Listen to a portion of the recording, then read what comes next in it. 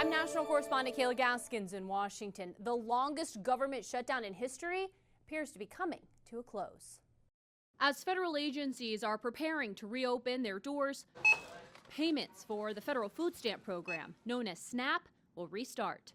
It's unclear, though, exactly how quickly funds will be dispersed, but the bipartisan deal fully funds SNAP through September 30th of 2026. Families in need will get back to receiving their food purchasing assistance, and the people's government will soon be back open for business. It's back to work for all federal employees who will finally receive back pay after weeks without a paycheck. Air traffic controllers were among the essential workers who kept working without pay, but as the shutdown dragged on, more began calling in sick, causing staffing shortages that resulted in around 10,000 flight cancellations just since Sunday. Safety is the #1 issue. I want you to get safely to where you're flying.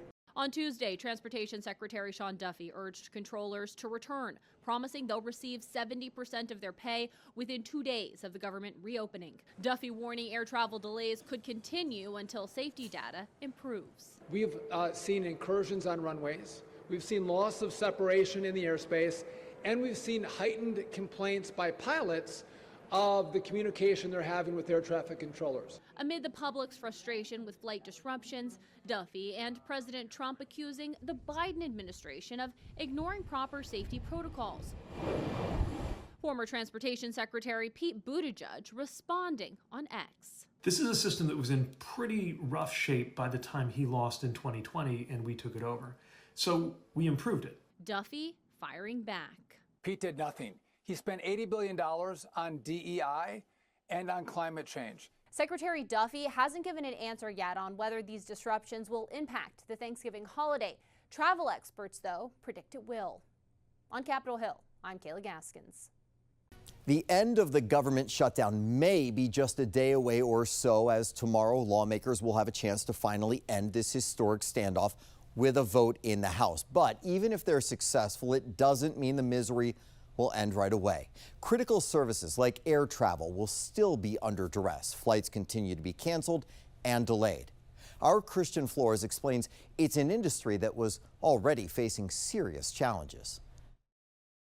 This is an image we've all grown too used to over the past several weeks.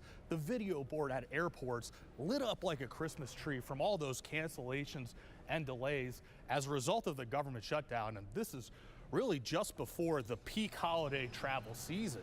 But even if Congress votes to end the shutdown, which is looking more and more like a reality, there could still be trouble at the terminal. Here's what I'm talking about. We've been talking with experts, former air traffic controllers, as well as passengers. And one question that keeps popping up is, will there be enough staffing at air traffic control towers? Even though the FAA has grounded flights because of staffing shortages inside air traffic control towers, Transportation Secretary Sean Duffy says training for recruits is still clear for takeoff. I'm supercharging our air traffic control school, our academy. Tim Kiefer is an assistant professor of air traffic management and was an air traffic controller for more than 20 years. He says there could still be delays even after the shutdown ends. There's testing, psychological evaluations. That could all have been put on hold because of the government shutdown, thus slowing down the pipeline going into the academy. In addition to turbulent times for air traffic controllers waiting for their next paycheck, which Duffy hopes they'll get right after the president signs the new budget bill. They'll be paid within 24 to 48 hours of the government opening. Meanwhile, the future of the industry up in the air.